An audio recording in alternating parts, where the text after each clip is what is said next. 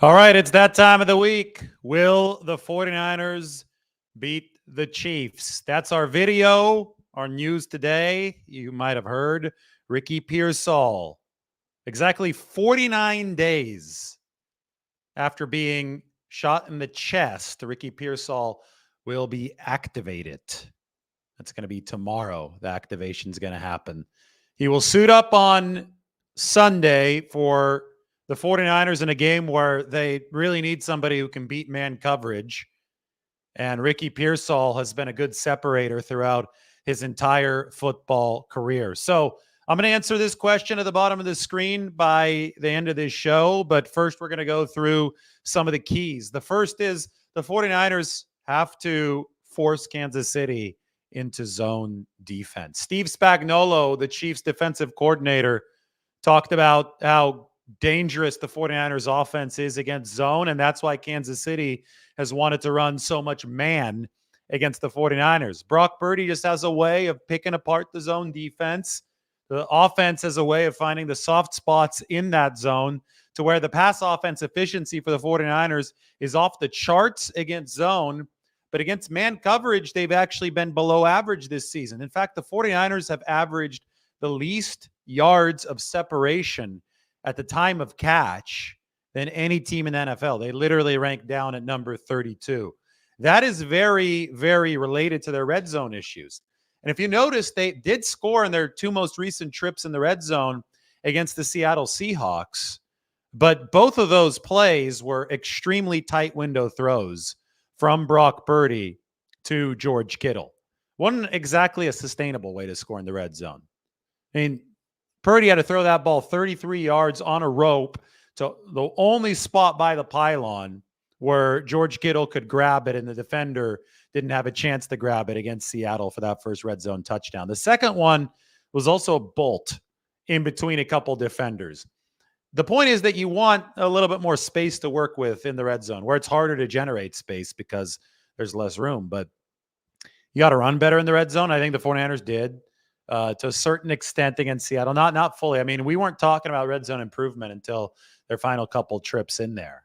Kyle Juszczyk punched it in at the very end after Isaac Guerendo slid down near the goal line. But A, you got to run better to set up better down and distance. And two, in the red zone, you need a little bit more separation when push does come to shove, and that's why Ricky Pearsall can give this team a boost. But if the 49ers do run the ball well in this game, and that's going to be easier said than done, they can force Kansas City into playing more zone defense. You play zone to combat the run. You could play man, and that obviously is better against the 49ers pass attack. But if San Francisco can find a way to run the ball in this football game, they can force Kansas City into zone defense more often. The Chiefs are number 8 against the run as far as EPA is concerned this year versus number 28 last year. So they've gotten better against the run. The tape that I watched, that they've really, really been good against the outside zone. There hadn't been really a tremendously productive rushing performance against Kansas City this year. I would say that Baltimore probably did the best, but even Baltimore wasn't doing what it's been doing against other opponents this season. The Chiefs have Mike Pennell on the inside, who the 49ers think is one of the better interior run defenders in the NFL. Obviously, you're going to talk about Chris Jones anytime that you mention the Chiefs, and he lines up everywhere. But the interior especially has been good for Kansas City against the run. And as I said, they have been able to float the outside to stop the outside zone. The linebackers, I think, have been good against the run this year for Kansas City. Where the linebackers, Bolton and Drew Tranquill, have struggled has been against the pass. They've given up passer ratings of 120 into their coverage. So I think that the 49ers are going to have to be on their P's and Q's when it comes to execution in the run game. They're going to have to be as balanced as ever this season because they're talking about it openly. They think that this Kansas City defense is the best that they faced this year. And the Kansas City defense, it's not as statistically good as Minnesota's, but the NFL is all about situations and how you perform at big moments of the game, at key junctures of the game.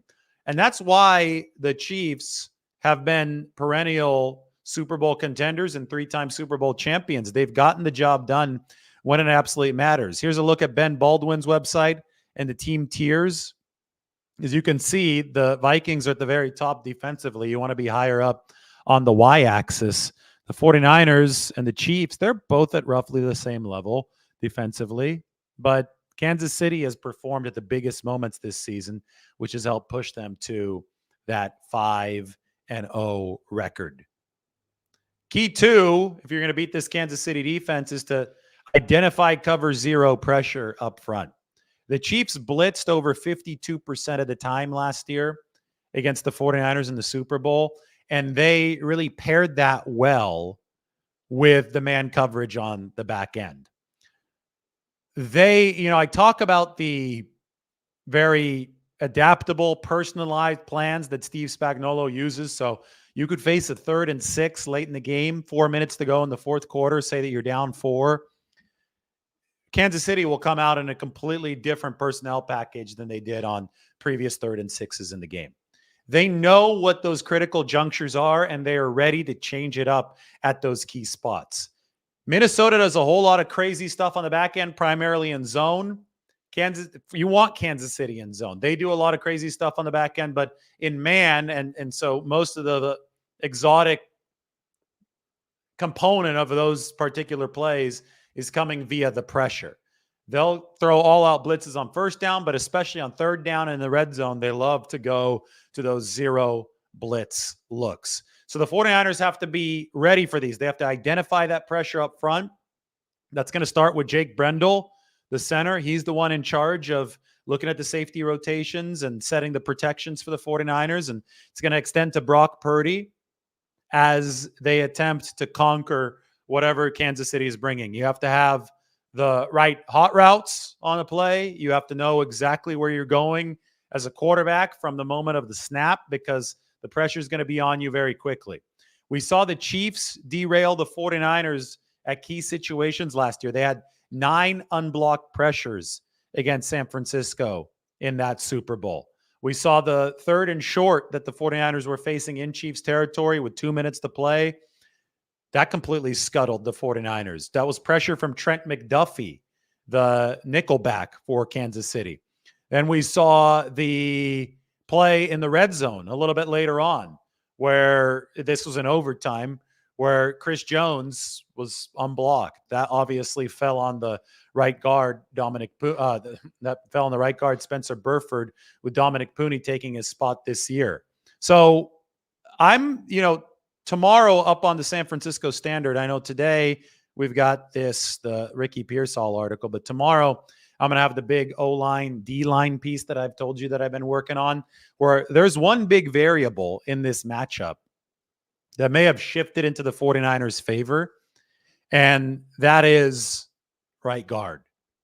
Right guard is now Dominic Pooney, who's given the 49ers above average pass protection for the first time in the Kyle Shanahan era. He ranks 8 out of more than 50 guards in run blocking grade. So the 49ers are now ambidextrous when it comes to their ability to rush and their confidence in rushing to both sides. Colton McKivitz has improved as a run blocker as well. That's all going to be part of the effort to force Kansas City into zone defense. The 49ers need to run well in this football game against that front, and I think they're better equipped up front to do that than last year. But when they are in passing situations, they are going to have to do a better job identifying those aggressive Kansas City blitzes up front. Then it's about defending the middle of the field. The Chiefs last year with Patrick Mahomes went 24-26 again, throwing in between the numbers.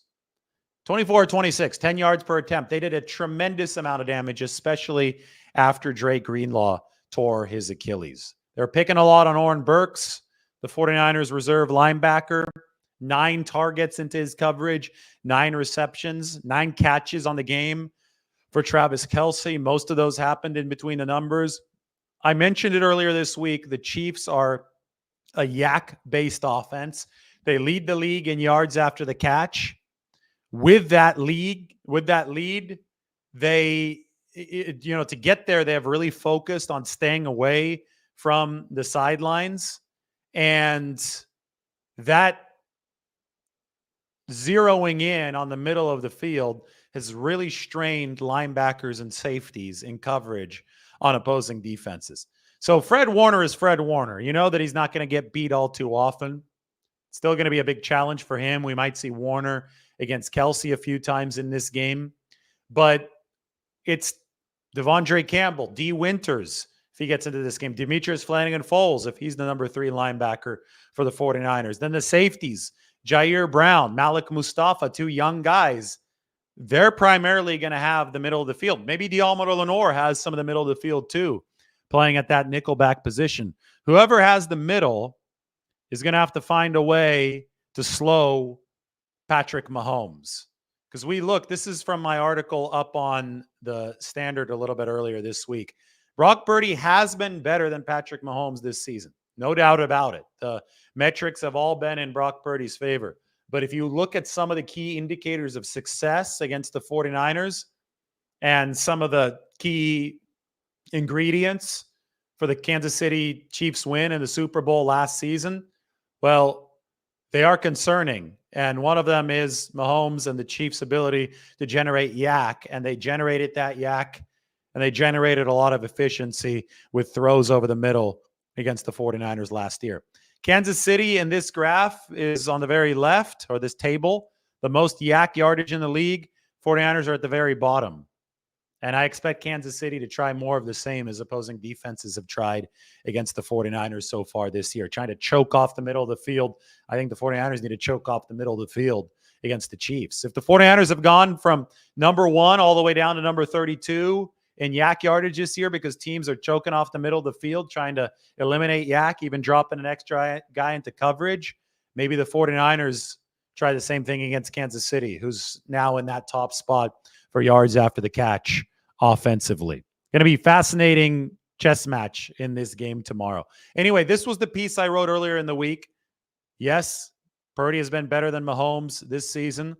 A lot of data. This is an interesting XY chart because it's going to show you where the 49ers are, Brock Purdy specifically, against man coverage and zone coverage. And, this is worth making a little bit bigger up on the screen. Let's get this up there so everybody can go ahead and see. So this is why I say force Kansas City into zone defense. X-axis further to the right means a quarterback is better against man coverage, and Y-axis further up shows a quarterback is better against zone coverage. You can see Purdy is higher up on the chart, which means he's excelled against zone, but he hasn't excelled against man. Again, the 49ers as a team have really struggled to generate the type of separation that they want against man, which ends up being why it's so important to them to have another weapon who can potentially do that. And who can that possibly be? Well, this is who it could possibly be for the 49ers. Ricky Pearsall is going to be activated tomorrow and is going to be one of the 49ers eligibles in this game. A separator, especially in the red zone. I think it was Charvarius Ward was talking with him today. He thinks that Ricky Pearsall can get open, especially in the red zone. This is from the experience that the 49ers have going up against him in practice. He's been back all week. He's been really excited to be out there for the 49ers, and they're really excited to have him. I mean, it's kind of a tailor-made weapon for what you need against the Kansas City Chiefs, who are playing all that man defense. We had Steve Spagnuolo the other day talking about that. Let's listen to Steve Spagnuolo talking about the man defense. If I could find the clip, I may have to have Mike send it to me. Mike, can you shoot me that Spagnuolo video of him talking man versus zone coverage? Because I think it's perfect. I think he's not telegraphing what the Chiefs want to do. We know what they want to do because it worked in the Super Bowl last year. Anyway, the quarterback matchup in this game. Bosa said the 49ers are definitely going to have a plan for the zone read from Patrick Mahomes. Remember, he ran the zone read on 4th and 1 on that game-winning drive in overtime. 49ers could have ended the Super Bowl there. On the back end, you saw Logan Ryan, who's retired, but he was the 49ers nickel back in that game. you saw him follow the receiver action to the flat, and that opened the running room for Patrick Mahomes. Bosa is supposed to crash down on that play. That's his job. A lot of people always get upset. Oh, Nick Bosa needed to crash on that play. That's not the prescription for Nick Bosa. He needs to crash down. It's called scrape technique. But what the 49ers need to do is they need to have on the back seven somebody accounting for the quarterback. The Chiefs added a wrinkle to that critical zone read on 4th and 1 last year in the postseason, where they sent receiving action out into the flat. That drew Logan Ryan out into the flat, and that's why Bosa threw up his hands. He's like, hey, who's supposed to be covering on this run? So Mahomes lumbered to a first down, and then when they were at the goal line a few plays later, Mahomes used similar action, and this time threw the football. I don't know if they actually faked the zone read on the play, but it was, I think, set up in many ways with the 4th and 1. The receiver was open. The 49ers might have been worried about an actual zone read run, but it didn't come that time, and the touchdown happened for the Kansas City Chiefs. So Bosa the other day said we'll definitely be more ready for the zone read. Well, the 49ers definitely need to have a plan for that. They've got a new defensive coordinator now. They weren't ready for the zone read during the first drive against Arizona a couple weeks ago when Kyler Murray took off with the football. So that absolutely is worth mentioning. That's something that the 49ers do have to brush up, because Patrick Mahomes may not run as fast as Kyler Murray, but he can definitely deliver with his legs, as he has against the 49ers in the past. On the offensive side of the football, everybody looks at Brock Purdy and says, well, he isn't Patrick Mahomes yet. And I don't think anybody is saying that he has Patrick Mahomes' resume. But as we've made it really, really clear this week, he has outperformed Patrick Mahomes really since his initial time in the league. And for that to be fully recognized around NFL media, in the entire Twitter ecosystem, for that to be truly fully recognized, the 49ers under Brock Purdy need to beat the Kansas City Chiefs. I think it's going to drive a lot of you crazy, a lot of you who want more recognition for Brock Purdy, a lot of you who don't think it's particularly fair how he's portrayed in the media versus how Mahomes is portrayed. I think it's going to drive a lot of you crazy if the 49ers can't get this win on Sunday, because so much of it is win dependent. But I do think that if San Francisco is able to get the win that they've been looking for against the Kansas City Chiefs, I do think that this right here, this is quarterback efficiency ever since Purdy came into the league. This is going to start to become more known around the league. Ever since 2022, when Brock Purdy took over as the quarterback of the 49ers, he has nearly 1,000 dropbacks under his belt. And he has been the most efficient and accurate quarterback by this metric in the entire NFL. Patrick Mahomes is number 2. So Purdy, Mahomes, Josh Allen. 1, 2, 3. Brock Purdy obviously didn't have the start of the 2022 season to include in this sample, since he was still on the bench at that time. But you really can't argue with these numbers, and it's a fairly wide gap in between Purdy and Mahomes. See how close Mahomes and Josh Allen are? 0.144 and 0.143. That's expected points added and completion percentage above expectation. It's a composite score. But when you look at that, you say, okay, Mahomes and Allen, if Brock Purdy didn't exist, they'd be neck and neck for that number 1 spot. But because Brock Purdy does exist, he's been number 1. But part of the reason that he doesn't get the credit and the respect of being in that spot is he's younger, but part of the lesser experience in the league means he hasn't been able to beat the Chiefs yet. I mean, even Josh Allen's gotten the Chiefs at some point, not in the playoffs. I get it. But Brock Purdy fighting that uphill battle as pick number 262. He's got to lead his team to a victory over the Chiefs, who have been the dominant team over the past few years in the NFL. And Sunday's an opportunity to do so for the 49ers. So the question is, will the 49ers beat the Chiefs? What do you guys think? I'm going to say no this time. I think Kansas City is going to edge them out. Maybe, Charvarius Ward today in the locker room asked me who I thought was going to win. I told him, hey, I think Kansas City is going to win. I have a simple rule. I have the benefit of the doubt rule.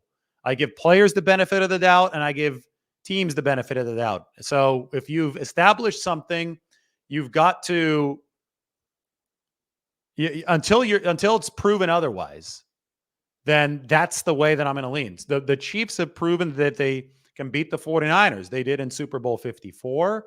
They did in the 2022 season at Levi's. That game actually wasn't close. It was Brock Purdy's first career action there at the end. And they did again in Super Bowl 58. That's 3 straight wins. If you want to go back further in the 2018 regular season, the Chiefs beat the 49ers at Arrowhead.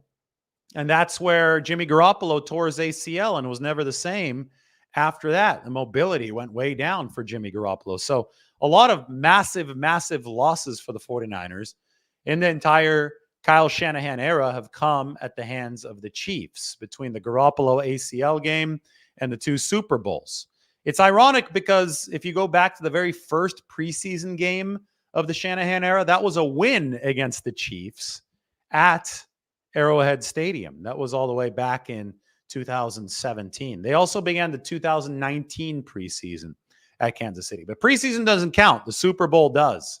And until the 49ers prove that they can beat Kansas City, which might happen on Sunday, they are favored. So I'm obviously not ruling it out, but I give the Chiefs the benefit of the doubt rule. Until the 49ers prove they can beat them, my answer is going to be no. In some ways, it's similar to what the 49ers had to go through in the 1994 season. They had lost 2 consecutive NFC championship games to the Dallas Cowboys. They finally had to get over the hump, and that had to happen in the NFC championship game of the 1994 season. But before then, it was week 11, Candlestick Park. The 49ers hosted the Cowboys in the regular season. They finally beat Dallas. It was 21-14. And if you talk to any member of that 49ers team in 94, they will tell you that that victory over the Cowboys helped propel them into the playoffs where they would beat Dallas once again. So it's about building confidence now and also building up playoff positioning. By no means will the 49ers be done if they lose this game against the Kansas City Chiefs. When the schedule came out, a lot of people said, oh, this is a must win. It's not a must win. They can still turn around and beat Kansas City in the Super Bowl, even if they lose here in the regular season.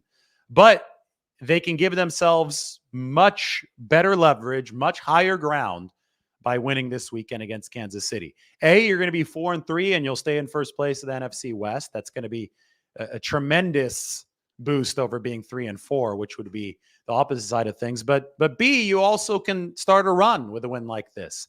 You get back some mojo that the Chiefs obviously took some of that away with another win in the Super Bowl last year. So it's a big opportunity for the 49ers, but it's not a life or death situation for San Francisco as far as their Super Bowl chances are concerned. And that's why I'm saying, until they prove they can do this, I'm not going to pick them to do it. I think it's a hump the 49ers definitely have to get over the hard way. And it's not going to be easy on Sunday with Kansas City doing all that it's doing. But if you could force them into some zone defense, and it's going to be tough because they are a good run defense, if you can identify that pressure up front better than you did in the Super Bowl, and if you can defend the middle of the field, well, then maybe Brock Purdy will start getting the respect that he deserves for being the game's top quarterback statistically ever since splashing onto the scene in 2022. Today, and I'm going to see if I could get this up, we toured Levi's Stadium for a little bit of a food tour. It was really cool. And so I got a little bit of content from that. They had one of their food exhibitions over at Levi's Stadium because they're offering some new stuff for this game against the Kansas City Chiefs. So have a listen, have a watch at some of the new offerings. Ate our way well for lunch at Levi's Stadium, and this is what's going to be on tap for Sunday against Kansas City. All right, here with Alvin Kabilling, who's going to take us through this food at Levi's Stadium. Some new offerings and some existing offerings as well. Yep. So we'll just go down the line. This is our Tostitos Loaded Nacho Special for this game. It is a Chipotle chicken, cilantro crema with some jalapeno peppers, banana peppers. Our classic Dungeness crab Sammy. This year we're serving it with a roasted tomato bisque. One thing about the soup, in the summertime and probably a month ago, we were making the soup from the tomatoes from the rooftop garden. So the rooftop garden right up here. There's a rooftop garden straight right down upstairs. for the tomato bisque. And when the peppers were in full bloom, we would use it wherever we have peppers. And the crab can come straight from the bay. That's one of the crab came straight from the bay. Rooftop tomatoes made our soup. So now, I know that the crab sandwich at the Giants games in San Francisco has done really well. So it's cool that it's been then integrated here as well. Yes. So that one, that we've always had that on our menu. We dare not change the recipe on that one. That would upset a lot of people. So right here we have our Silva sausages. The foot long is a Cajun hot link. This one is in general concessions. This one, the smaller one, I'm serving these in our inclusive club. So this one is a Hawaiian chicken with pineapple and bacon. And I have almost the exact same dish that I'm serving in the three inclusive clubs. So Cache Creek Field Club, East Field Club, and the Owners Club. So we're doing a little version of that one over there. Margot filming this is from Nashville, so she'll agree with you on frying everything. Makes it better. Yes. Well, I want to know that, I mean, this is the main spread here, and then obviously we could talk about Yep. the pizza, which looks familiar. But So this is our 49-ounce porterhouse steak board. This is a sweet item.